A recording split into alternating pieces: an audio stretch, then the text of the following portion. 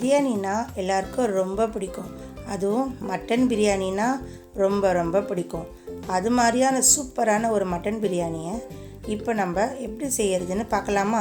இதுக்கு தேவையான பொருட்கள்: பட்டை, லவங்கம், ஏலக்காய், கல்பாசி, பிரிஞ்சி இலை, இஞ்சி, பூண்டு, பச்சை மிளகா, 4 வெங்காயம், 3 தக்காளி, 1 கப்பு புதினா, 1 கப்பு கொத்தமல்லி, தயிர் 50 ml, ஊற வச்ச பாஸ்மதி அரிசி 1/2 கிலோ, 3/4 கிலோ மட்டனை நல்லா வாஷ் பண்ணி எடுத்துக்கோங்க.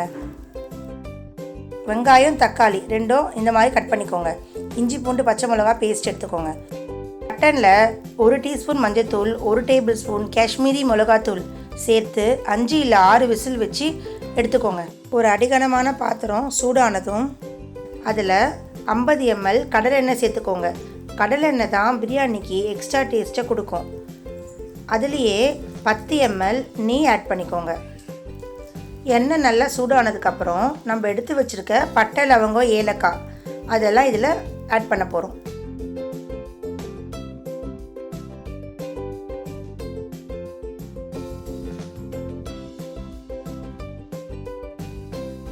பட்டை, லவங்கம்லாம் நல்லா வறுபட்டதுக்கப்புறம் நம்ம இதில் எடுத்து வச்சுருக்க வெங்காயத்தை சேர்க்க போகிறோம். வெங்காயம் நல்லா கோல்டன் ப்ரௌன் வர வரைக்கும் ஃப்ரை பண்ணிக்கோங்க. வெங்காயம் அந்த மாதிரி ஃப்ரை ஆனால் தான் நமக்கு பிரியாணி சூப்பராக கிடைக்கும். அதனால் கைவிடாமல் நல்லா வதக்கிக்கோங்க. அடுத்து எடுத்து வச்சுருக்க இஞ்சி, பூண்டு, பச்சை மிளகா பேஸ்ட்டை சேர்க்க போகிறோம். இதையும் நல்லா வதக்கிக்கோங்க.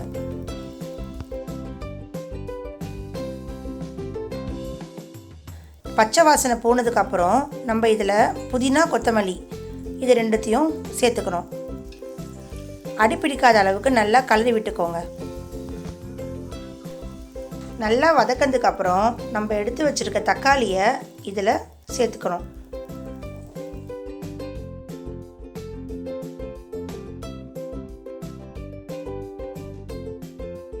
$50 ml தயிர் எடுத்து வச்சுருக்கோம். அந்த தயிரை நம்ம இப்போது சேர்க்கணும். தயிர் சேர்த்தா தான் பிரியாணிக்கு எக்ஸ்ட்ரா டேஸ்ட்டு கிடைக்கும். 2 நிமிஷம் நல்லா அதை வதக்குங்க. வதங்கினதுக்கப்புறம் நம்ம இதில் 2 tablespoon Kashmiri chilli powder add பண்ண போகிறோம்.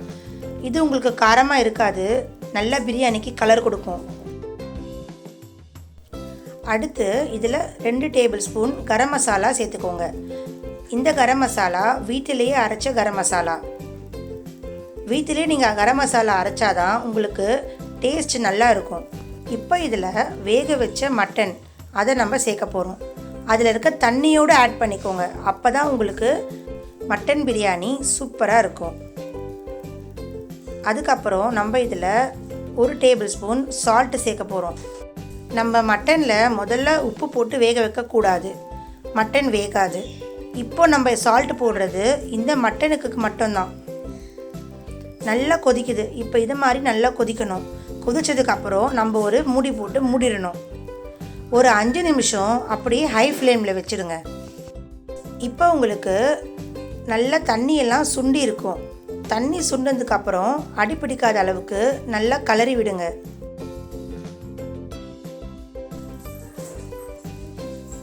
இப்போ பாருங்கள், உங்களுக்கு எண்ணெய்லாம் பிரிஞ்சு மேலே வந்திருக்கு. இது மாதிரி எண்ணெய் பிரிஞ்சு மேலே வந்தால் தான் நமக்கு பிரியாணி டேஸ்ட்டாக இருக்கும்.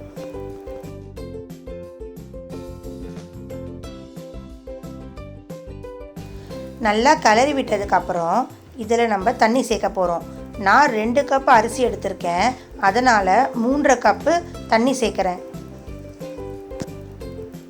தண்ணி சேர்த்ததுக்கப்புறம் மட்டன் உடஞ்சி விடாமல் நம்ம கலரணும்.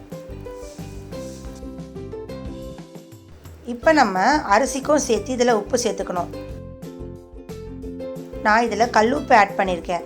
கல்லுப்பு தான் நம்மளுக்கு நல்ல டேஸ்ட்டு கொடுக்கும். அதனால் 2 டேபிள் ஸ்பூன் கல்லுப்பு சேர்த்துக்கோங்க. நல்லா கலந்து விட்டதும் நம்ம ஒரு மூடி போட்டு அதை மூடிடணும். 5 நிமிஷம் கழித்து நம்ம மூடியை திறந்தால் தண்ணி நல்லா கொதிக்க ஆரம்பிச்சிருக்கோம். தண்ணி நல்லா கொதிச்சதுக்கப்புறம் நம்ம எடுத்து வச்சுருக்க 1/2 கிலோ அரிசியை அதில் சேர்க்க போகிறோம்.